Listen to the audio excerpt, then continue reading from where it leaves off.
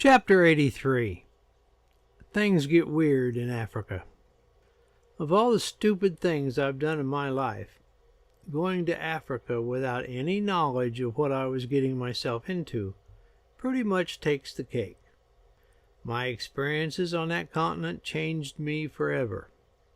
How did it start? I was in the fabrication business and developed and patented an off-road utility vehicle called the Coot 2. My office manager, who had answered the phone, told me there was a person on the line who wanted to talk about the Coot. She also told me he had an accent of some kind. Coming from a small town in the Midwest, to her, that meant the caller couldn't be trusted. I picked up the phone and the conversation started.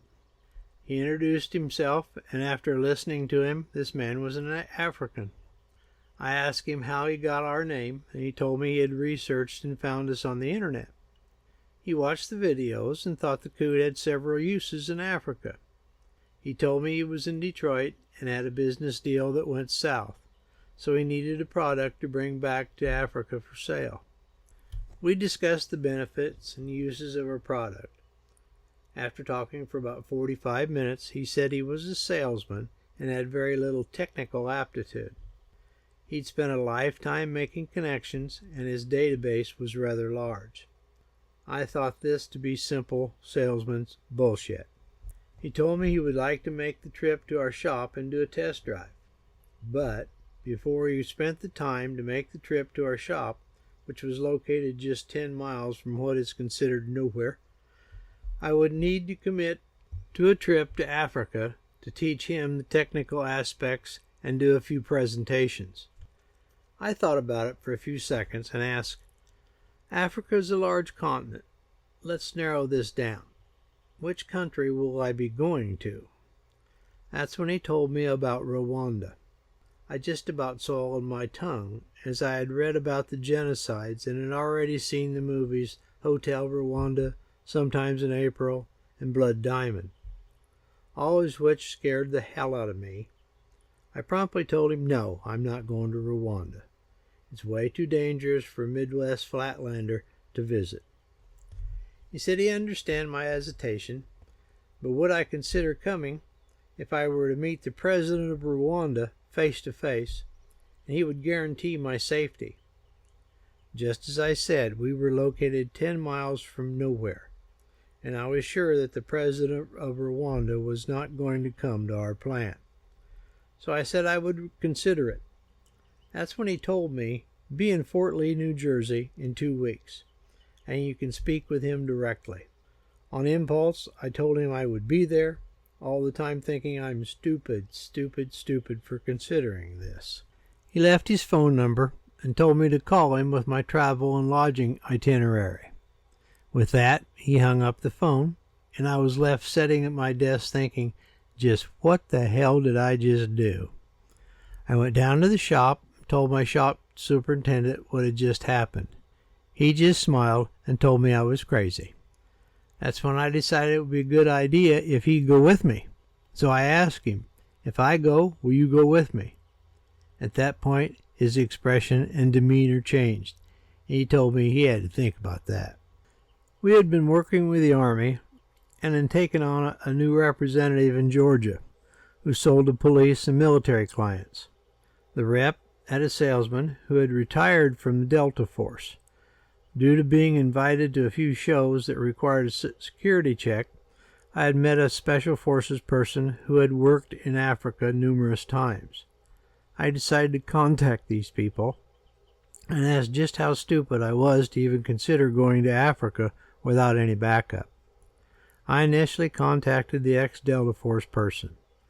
He told me he was in Rwanda in 1963, late 80s, and again in 94. He just laughed and told me I don't have the experience to go to Rwanda, and said, those boys are as tough as they come and would not hesitate to kill you if things go wrong. I didn't like that answer. I then contacted the Special Forces person who had military experience in Africa, and upon retirement went to work for a group of mercenaries in Africa. He had the experience I lacked. he gave me my first lesson and replied, "They will steal everything you have, but the first thing they will steal is your heart." I later found this to be very true. With that information, a sane person would say, "You're not ready for this kind of big step, and you've been told as much." So, true to form, I decided to go to Fort Lee. Fuck it, you only live once. Made the arrangements to go to Fort Lee, called our customer, Frank, and told him my itinerary. You could tell he was happy and told me he would meet me at the motel. Upon arrival, I checked in and went to my room.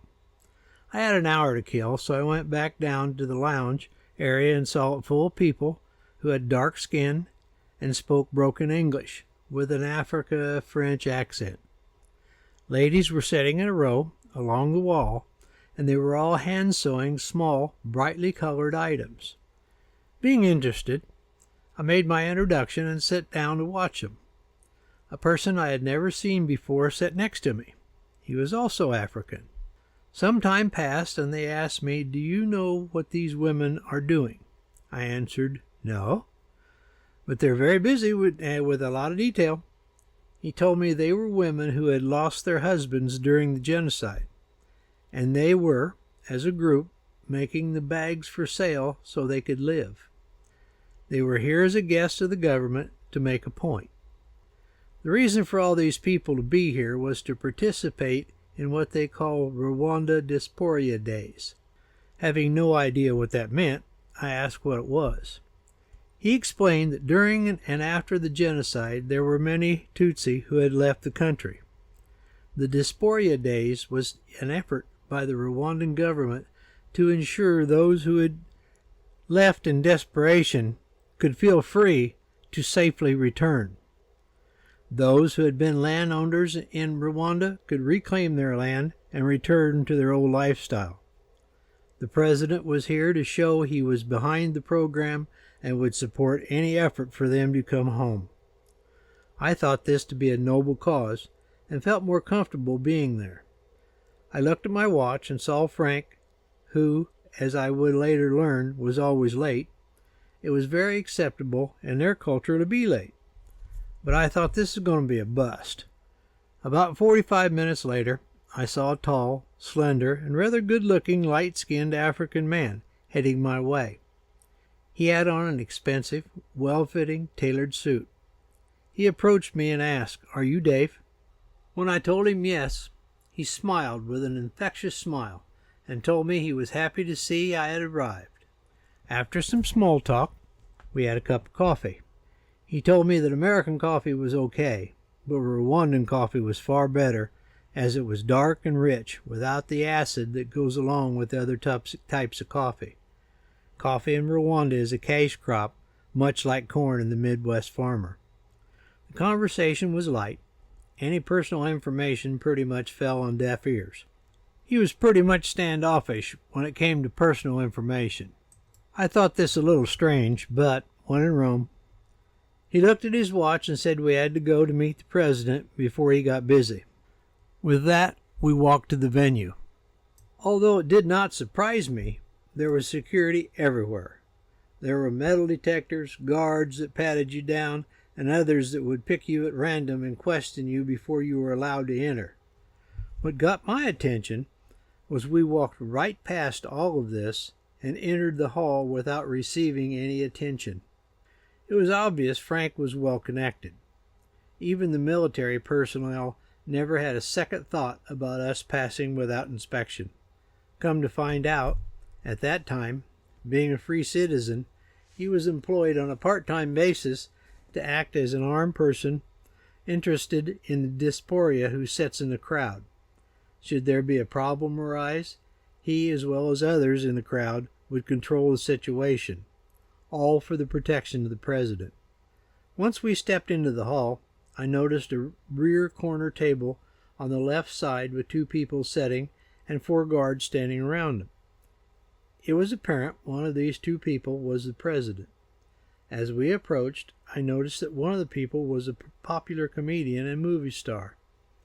Getting as close as the guards would permit, the president turned and looked at us.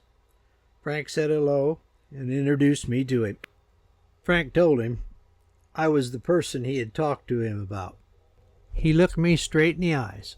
His eyes were clear, and I could feel he was looking straight through me. I never changed my expression and made every attempt not to blink. Something inside of me told me any sign of weakness would ruin this whole deal, and I would not be taken seriously. After what seemed like hours, he finally spoke.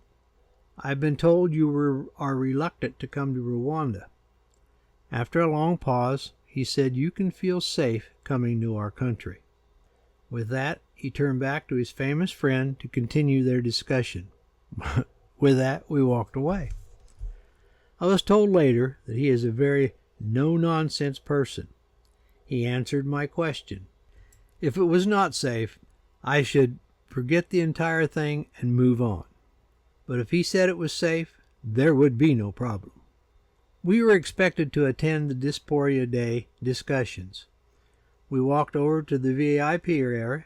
Just before we sat down, a very professional-looking person came over and met with Frank. He introduced himself as head of customs and explained he assisted with business development. As we sat there, he asked me what brought me to Rwanda. I told him about meeting Frank and explained the Kutu product, and had obtained a patent.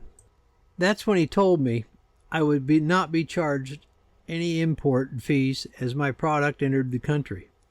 I needed to meet with him when the product arrived, and he would handle the paperwork. In discussions with Frank and the customs director, I mentioned we would send a couple of coots to Kigali for demo purposes. He told us he was anxious to see our product when it arrived. I learned a lot about Rwandan history by attending the Dysphoria Day presentations. It seemed the country wanted and needed the Tutsi to return, and they would be taken care of if they returned. I bought into this and returned to the shop to arrange the delivery of the 2 coots. We built a shipping container and put tools and water just in case. I contacted a freight forwarder and set up a freighter ship to Dar es Salaam in Tanzania. They arranged for transportation by truck to Kigali. It was then that my plant superintendent needed to make a final decision on whether he was going with me or not. He finally said he was committed and would go. I was happy. Then he asked me, "Do you know anything about Rwanda?" And true to form, I answered, "Nope, not very much." He is a guy who does his research, so I got an overview of Rwanda. He pointed Rwanda out to me on a world map. It seemed like it was just a speck. I had no idea of current African world affairs. Long story short, true to form for me, I was jumping into something with both feet, having no idea where I was going or what I was going to do when I got there. But it sounded exciting to me. When the time came, we climbed on a plane in Chicago, flew to Amsterdam, and had an 8-hour layover. After the layover, we jumped on a plane and ended up in Kigali, some 27 hours from the time we started our trip. Once in the airport, we needed to go through customs, but Frank was at the gate and told us to give him our luggage and passports. We stepped out of line, and he took us to a VIP room. He took our passports to a personal contact he had and told the security guard to go get us a couple of drinks. The security guard left and returned with our order. I asked him to give me the bill. Frank just smiled and told us these were on the house, as we Americans would say. We waited for a period and made small talk. Our bags and our passports were given back to us, and we were driven to our motel. We had a limo driver, whom I assume Frank had arranged. We, of course, chose the Hotel Rwanda location. Frank told us there were better choices. First mistake, it was a reasonable choice, but it was hot in Africa, and it had no air conditioning. Second, I wanted a room close to the pool. As I looked out the screen door toward the pool from my room, there was a huge rip in the screen. They have some very aggressive mosquitoes in that part of the world, and they already liked my room. This motel was a place where young people came to party over the weekend. They set up the band at the pool. Everything was fine until about 8 p.m. when the band started. True to form, for the youth in the world, the band was loud, and they loved to dance. They played until the wee hours of the morning. Nobody went to their rooms. Even without much rest, I woke up early, went to the front desk, and checked us both out. They were not happy. Frank came to pick us up with the same limo driver. His name was Sam, and would be our constant companion for the entire trip. We were then taken to the Serena Hotel, the best hotel in town at that time, and I didn't care what it cost. It was worth it. The rooms were nice with air conditioning. They provided a buffet that would rival any place I've ever stayed. It had a bar that overlooked a well-kept garden where tables were situated so the next table could not hear the conversation.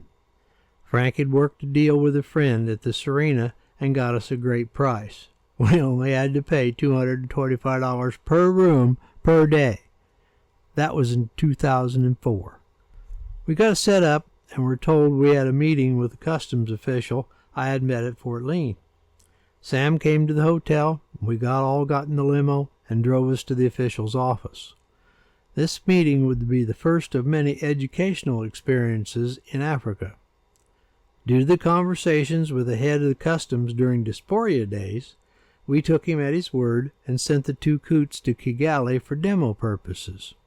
We had been tracking the shipment and found it had been received in Dar es Salaam and was awaiting a truck to bring the crate to Kigali. We were asked to meet with the head of customs in his office for a short meeting. Thinking this would only be a short get-together meeting, I took it to be a short one to bring him up to speed on the project. Once there, we were greeted with respect and sat down in his office. This office was nicely appointed with leather couches and overstuffed chairs. We had a huge desk with nothing on it and a large desk chair. We were offered coffee. Lesson 1. There's no rush in Rwanda business meeting. We accepted the custom and went along with what is normal business attitude. When in Rome. We made conversation and finally came to the point. The customs official asked us what the value of the vehicles would be on a retail basis. He also asked us when we were expecting the trucks to show up at the customs processing area. The processing area was a warehouse where they would be stored until the proper paperwork was completed. Thinking this was nothing but an informal inquiry, we complied with his questions. That's when the official dropped the bomb. He did a couple of quick calculations and told us our import duty would be $20,000. With that, I reminded him of his promise that our first delivery for demo purposes would not be charged any import duty. This brought about a very pointed discussion. It got loud and confrontational with the customs official and Frank standing nose to nose in the middle of the room. The last thing I remember the customs official saying to Frank was, "You don't know who you're messing with." Frank responded with direct eye contact and a slight smile, saying, "You, my friend, have no idea who you are dealing with." With that said, we turned and walked out of his office. Once in the limo, Frank started making a few calls, with all conversations in Kinyarwandese. After a few conversations, Frank turned to me and said, "The official doesn't know it yet, but there will be no duty paid on these vehicles." I asked a few questions and received some vague answers. I thought it best to continue the questions until later, calmer period. A day passed, and we contacted the trucking company to find out when to expect the shipment. To our surprise, we were told the shipment had already been delivered. We contacted the receiving dock and were told no such shipment had been delivered. Being naive, we were thinking the paperwork was yet to be processed. Another day passed, and we contacted the receiving dock once again. We were told nothing had been delivered. We drove to the location and asked to walk through the warehouse in an attempt to find the carton. We were turned down immediately. The normally laid-back Frank took this very personal and that was the first of many times I would hear, "This is Africa, my friend, and anything is possible." He smiled and got back on the phone. After making a number of calls, he told us later that evening that we were going to the warehouse to check the inventory, which got me to thinking. I'm an American in a third world country, and if I show no respect for their rules, I'm going to be in trouble. I'm pretty sure that I would not like in a Rwandan prison. Now, I was getting concerned because of the sizable amount of money that was invested in this shipment. I needed answers. We went to a coffee shop and killed some time drinking coffee, making small talk, eating supper along with a couple of drinks just to calm my nerves. I asked when we were going to the warehouse. I was told about 1:30 a.m., and we had a maximum of 45 minutes to find what we were looking for. At 1 a.m., we made the drive to the warehouse. The guard was nervous to let us in to make our search. There were 4 of us. We spread out and started looking for our lost containers.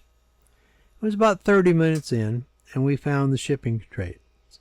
They were hidden in a dark corner, with other shipping crates slid in close around the crates, and 2 setting on top. Finding what we had come to see, we walked back out past the guard. Frank handed the guard a $100 bill, and he was happy. That next morning, Frank was on the phone early. After about an hour of conversations, he was told we could pick up the crate that afternoon. As a side note, we found out later that the customs official had been transferred to another location in a non-management position. Of course, picking up the crate that afternoon created a problem. Over there, you don't simply call a local trucker and wait for them to show up, load the crate, and show up at your location. We had to go to one of the rougher areas in Kigali. It was a place where the individual truckers would line up with their trucks. You would talk to each of the owners to make a deal. We did so, and the truck followed us to the import dock. Once there, I had the opportunity to look at the truck. It was quite a sight. It had a flatbed without any tie-down strips, and tires that you could not even make out where the tread once was. They had a number of tires in the back, so that when you loaded your crate, they would tightly pack these tires around the crate to keep it from moving. We didn't have to go far. If they went slow and didn't blow a tire, it would most likely make the trip. It had rained that morning, and the ground was soft. When they pulled up in front of our office, they drove off into the grass just across the road and sunk in the wet soil. That caused a rut, and they were stuck immediately. The tires simply spun on top of the red clay.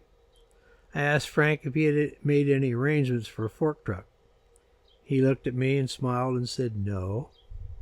I asked how we planned on unloading the vehicles. He told me, "Just wait. I think you'll be surprised." Africans in that part of the city were very inquisitive, and a strange truck showing up in their neighborhood would draw a crowd. School was just getting out. Many students dressed in their school uniforms came by, and they stopped to see what was going on. After they saw the crate, they wanted to know what was inside. We'd been removing the sides and exposing the vehicles. Not knowing where these would end up, we had put tools inside to enable us to get the sides off and reassemble the coots. We also had some bottled water just in case. The students saw what we had, and my superintendent asked them if they wanted some American water. They were all for that, and he passed out the water bottles. They just loved it, started clowning around as young kids do. I had a really good time just watching and laughing. After about an hour, 15 young men had showed up and stood around asking questions. Frank then told me, "This is your unloading crew." I wasn't impressed. Frank knew most of the men, and he walked over to what would be the alpha male in the group. The alpha male got on the back of the truck and in a loud voice got their attention. In their own language, he told them they would be paid to help unload the vehicles. They all wanted money, so they stepped up. They helped to get the crate taken apart, putting the wood in a pile. When it came time to move the coots, they surrounded each coot, bent over, and picked it up. They moved it over to the side of the truck, got down, picked it up again, and started to chant and moved it inside the compound. They did the same for the second coot. Once inside the compound, they picked the coots back up and we mounted the tires. It was time to clean up outside and remove the wooden crate material. When I walked out of the gate, I saw no trace of wood or nails anywhere. They'd stolen everything. That was great, as there was no cleanup. Frank spoke to the alpha male, and they agreed on $40 to do the work. The alpha male kept 20 for himself and gave 20 to the men to divide amongst themselves. All seemed to be happy. When it came time to pull the truck off the grass, we called what we thought was a wrecker service. It took just a few minutes to start hearing the truck on its way. It was obvious he needed a muffler, as it could be heard from a long distance. When it arrived, it was obvious it needed a motor. Black smoke poured out of the loud mufflers. He backed up to the truck. There was a lifting arm on it, but it didn't work. He got out of the truck and wrapped 2 chains around the bumper. Looking at the chains, neither of them had hooks on the ends. He had to tie them in a knot. All went well until he tried to pull the truck out. He too had ball tires. Better than the flatbed, but not good enough to get any traction.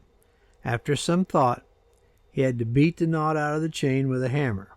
Then he pulled ahead onto dry soil. He then again tied the 2 chains together in a big knot. I kept thinking, if that knot came undone, he's going to kill somebody. We all stayed far away as the flatbed spun its tires while the wrecker pulled it out of the rut. As we watched the flatbed finally drive out of sight, my friend said, "This is Africa, my friend. Anything is possible."